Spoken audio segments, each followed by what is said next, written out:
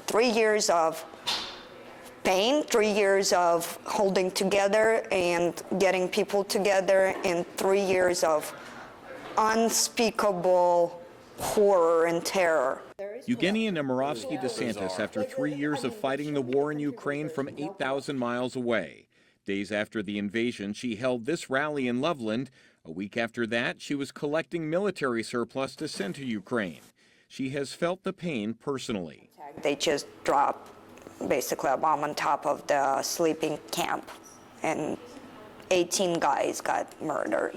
Including your two cousins. Including 2 of my cousins.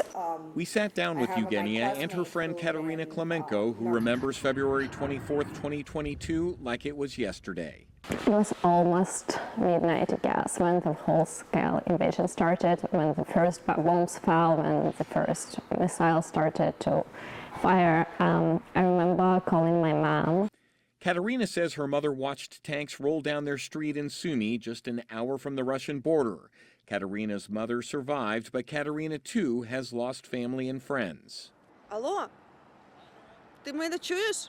As has Oksana Sergenkova. Luckily, her friend Andriy Vakarchuk is alive and well in Odessa, from where he spoke to us via video call.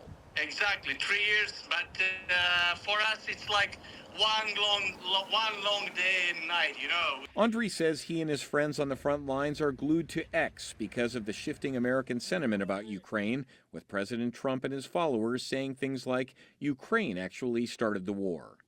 Every day we're watching, and we don't know what will be the next day and what he will say the tomorrow. Oksana showed us video from last week of her hometown. Homes and businesses leveled, her past erased by bombs. She says ending the war by succumbing to Russia's will be a hard pill to swallow.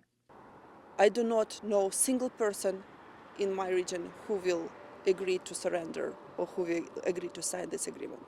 But Katerina knows her homeland's fate is not in her hands. Where do you see things going now? Unfortunately, I'm not very hopeful seeing where everything goes with President Trump now. And while Eugenia is also uneasy about the future of Ukraine, she continues to fight on from here, holding another rally this past weekend. We're hoping that we will see peace. What kind of peace?